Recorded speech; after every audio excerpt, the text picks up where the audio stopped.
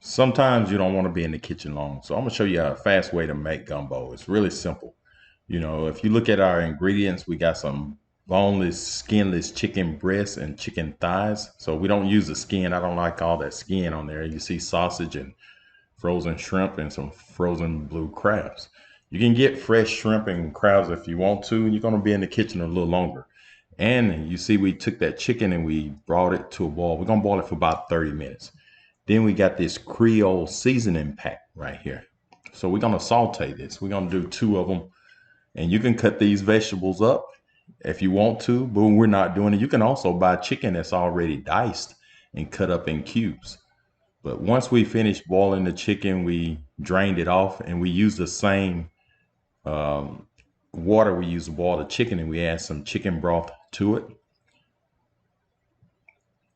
So once you add the chicken broth, we're going to get our diced chicken and sausage and bring it to a boil.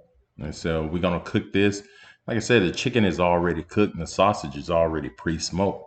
So basically what you're doing is seasoning up your water. So we're going to bring this to a boil. Once we do that, and we're going to go ahead and add a little bit season. You see we're using some Tony Satchers. I say about maybe 4 or 5 teaspoons.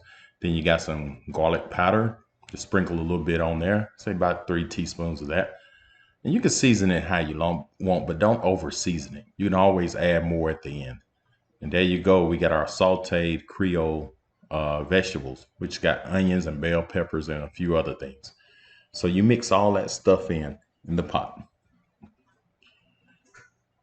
So once you got it mixed in really good, and with this gumbo, you got to constantly stir, especially once you start adding a roux. And we usually do our roux from scratch, but today we wanted some quick gumbo, and we use this Tony Satcherin's pre-mixed roux. And I'm gonna tell you, it's pretty good. And you just read the instructions on there, how much water to add, and you just keep whisking it up. You got to keep stirring it to get all the lumps out of it. If you want it thicker, just add a little less water. You want it thinner, add a little bit more water. So you can adjust it how you want. Once you got it stirred up really good, just pour it in on top of your chicken and sausage and get all your roux out. Make sure you got it all out and into your pot. And then once you do that, what you want to do is go ahead and add a little bit more seasoning. We're going to use this Old Bay. We're going to use about 2 teaspoons of that.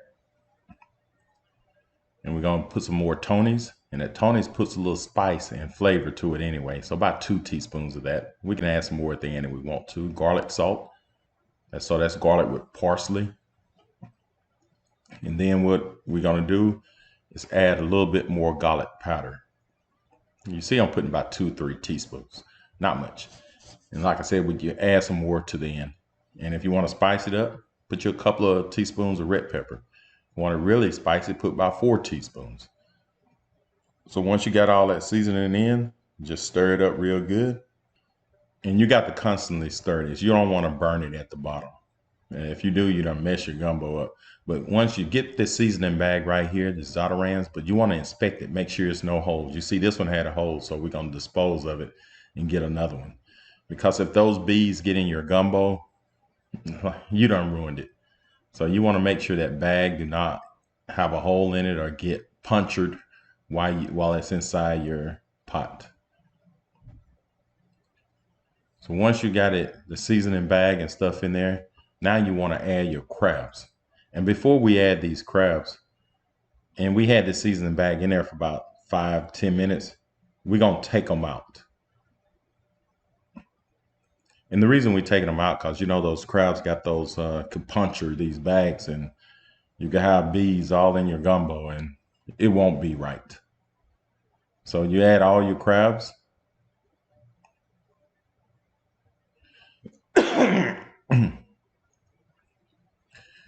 And once you add your crabs, stir it in there, and you can add your bags again if you want to. You don't have to. Um, it's just something we do. I like to get all the season out. And then you see the little pot on the side. This is mine's right here. I like okra in mine's. My kids don't like the okra. So I put a little pot on the side for myself and add okra to it. Man, they don't know what they're missing. Even the benefits of okra is great. It just makes the gumbo better to me. And you also can get some of that crab meat that's already pre-peeled and put in here. Did you see my gumbo filet? That's to thicken it up. We put about 2 to 3 teaspoons in there. And then you want to stir everything up. And you remember I got that bag in there, so I'm being really careful because those crabs, I don't want it to puncture that bag. So I'm gonna just go ahead and take them out. I don't want to take a chance. So now I can stir it up really good. Don't have to worry about the bags. I took the bags out. Now you can add your shrimp. And the shrimp don't take nothing about 3 to 5 minutes. You know, once this come to a boil, about 5 minutes later, you're ready. It's ready to eat now after 5 minutes. So just boil this shrimp and make sure you stir in the bottom. Make sure the bottom is not sticking because you don't want to burn the bottom of your gumbo. And I'm gonna go ahead and put my seasoning pack in there and just let it sit and get all the flavor out. Now it's ready. Just get you some rice, put some gumbo on the top. Look at that. And I'm gonna go on and tell you, it was good. That especially with that okra, and you got these crabs. Like I said, you can get some crab meat and throw in here, which will make it even better. So if this video helps, subscribe to my channel, and thank you, and have a great day.